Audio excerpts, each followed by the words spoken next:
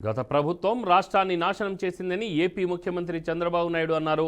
YCP సర్కార్ 5 ఏళ్లలో దఫాదఫాలుగా పెన్షన్ను 3,000కు పెంచిందన్నారు. కానీ కూటమి ప్రభుత్వం అధికారంలోకి వచ్చిన వెంటనే 1000 పెంచి 4,000 రూపాయలు ఇస్తున్నామన్నారు. వైసీపీ పాలనలో రాష్ట్రం నిర్వీర్యమైందని మండిపడ్డారు. చిత్తూరు జిల్లా గంగాధర నెల్లూరులో నిర్వహించిన పేదల సేవలో చంద్రబాబు పాల్గొన్నారు. లబ్ధిదారులు ఇంటికి వెళ్లి పెన్షన్లు పంపిణీ చేశారు. లబ్ధిదారుల స్థితిగతులను అడిగి తెలుసుకున్నారు. వచ్చిన కార్యక్రమం మీరు చూస్తే భారతదేశంలోనే ఎక్కడా ఇంత పెద్ద కార్యక్రమం లేదు. ప్రతి ఒక్క వ్యక్తి మీరు గుర్తుపెట్టుకోవాలి, దగ్గర 64 లక్షల మందికి. మామూలుగా మీరు చాలా మందిని చూశారు. ఒకప్పుడు పింఛన్ 200, నేను 200ని 2,000 చేశాను. అది నాకు పేదల పట్లుండే ప్రేమ.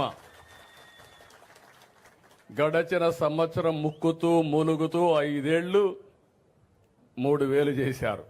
అది ఏడిపించి అప్పుడప్పుడు ఇచ్చేవారు.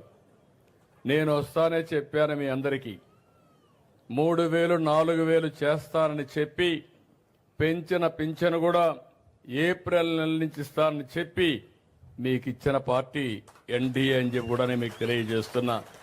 అదే మరి కొంతమంది సమాజంలో దివ్యాంగులు ఉంటారు.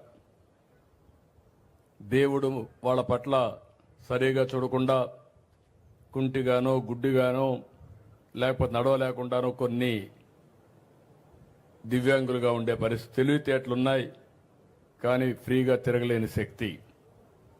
నేను ఒకప్పుడు 500 రూపాయల నుంచి 3,000 రూపాయలు చేసిన వ్యక్తి నేనే ఆ రోజు. మీరు గుర్తుపెట్టుకోవాలి. ఈరోజు 3,000 నుంచి 6,000 చేశాను. అంటే 14 నుంచి ఈ రోజు వరకు 500 నుంచి 6,000 దివ్యాంగులకు ఇచ్చామంటే అది వాళ్ళ పైనుండి నాకు ప్రత్యేక అభిమానం అని చెప్పి కూడా నేను మీకు తెలియజేస్తున్నా. మనమైతే తిరగగలుగుతున్నాం, కష్టపడతాం. కొంతమంది అయితే తిరగలేక చాలా ఇబ్బంది పడతా ఉంటే అలాంటి వాళ్ళకి దేవుడు సరిగా చూసుకోకపోయినా మానవత్వంతో మనం